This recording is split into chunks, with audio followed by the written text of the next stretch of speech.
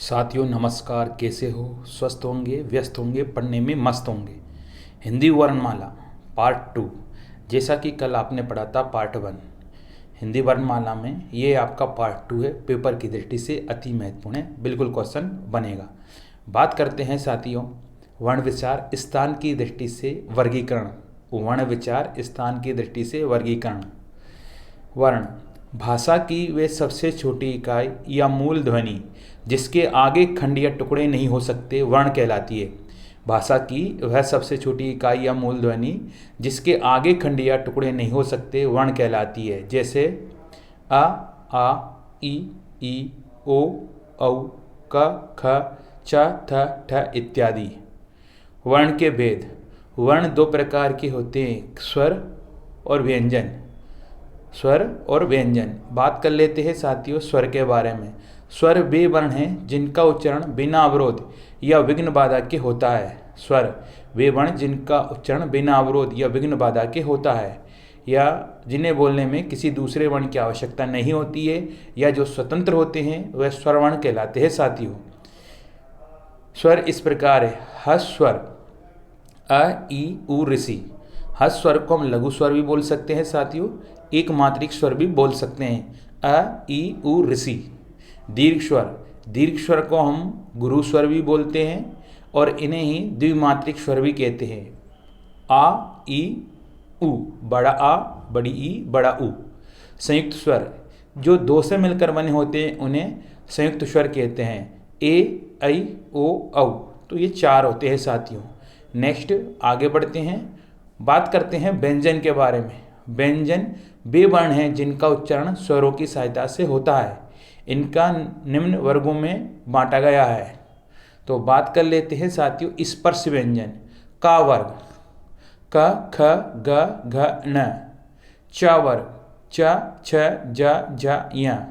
ट वर्ग ट, ठ, ड, ढ, ढ, ण। ता वर्ग त, थ, द, ध, न। प वर्ग प, फ, ब, भ, म। अंतस्थ व्यंजन। अंतस्थ व्यंजन या र, ल, व होते हैं साथियों। ऊष्म व्यंजन स, स, ह है। संयुक्त व्यंजन छ, त्र, ज्ञ, श्र। द्विगुण व्यंजन ड और ड। उच्चारण स्थान के आधार पर वर्णों का वर्गीकरण। उच्चारण स्थान के आधार पर वर्णों का वर्गीकरण।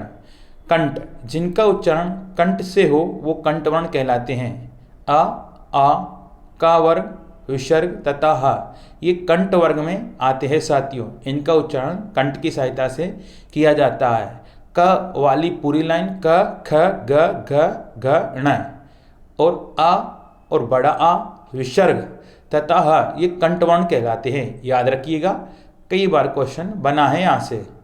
तालव वे वर्ण जिनका उच्चारण तालु से किया जाता है। जीभ के ऊपर वाला भाग नीचे वाला भाग तालु कहलाता है साथियों।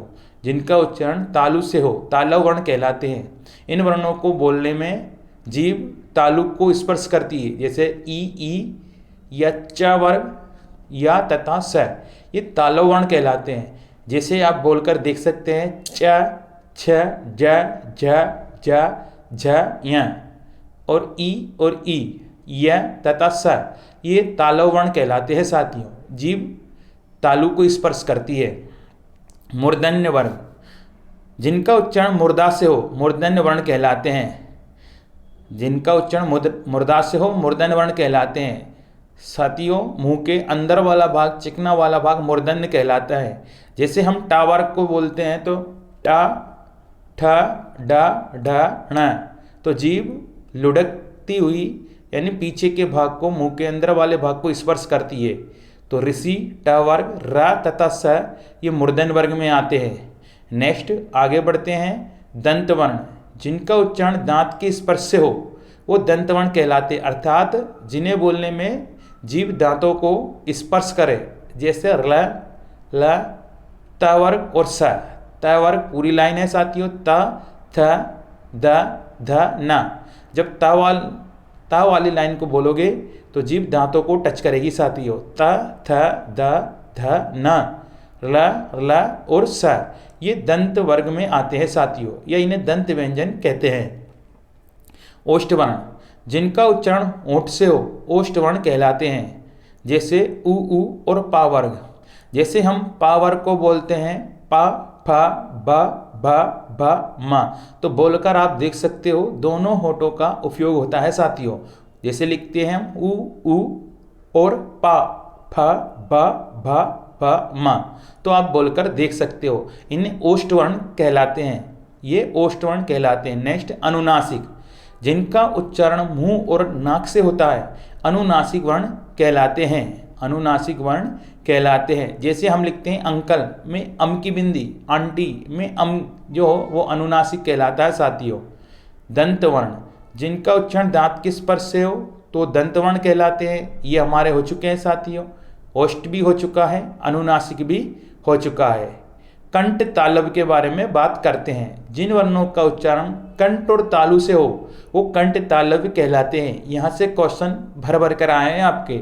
ए और आई कंठ तालव कहलाते हैं। ए और आई कंठ तालव कहलाते हैं। कंठोष्ठ, जिन वर्णों का उच्चारण कंठ और ओंठ से हो कंठोष्ठ कहलाते हैं। जैसे ओ तथा औ।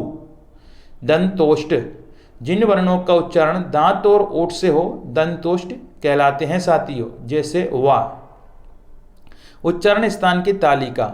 उच्चारण स्थान वर्गों के नाम, उच्चरित वर्ण। कंठ वर्गों के नाम और उच्चरित वर्ण। कंठ में कंठ वर्ण आ, का वर्ग, विसर्ग और ह, ये कंठ में आते हैं साथियों। तालु यानी तालव वर्ण ई, च वर्ग, या और स। मुर्दा मूर्धन्य वर्ण ऋषि, ट वर्ग, र और स। दंत दंत वर्ण र, ल, ता वर्ग और स। ओष्ठ ओष्ठ वर्ण उ और पा वर्ग। कंठ तालव वर्ण ए और ऐ। कंठोष्ठ वर्ण ओ तथा औ। दंतोष्ठ वर्ण व है साथियों। इस तरीके से ये आपकी वर्णमाला समाप्त हो जाती है साथियों। यहाँ से क्वेश्चन बनता है।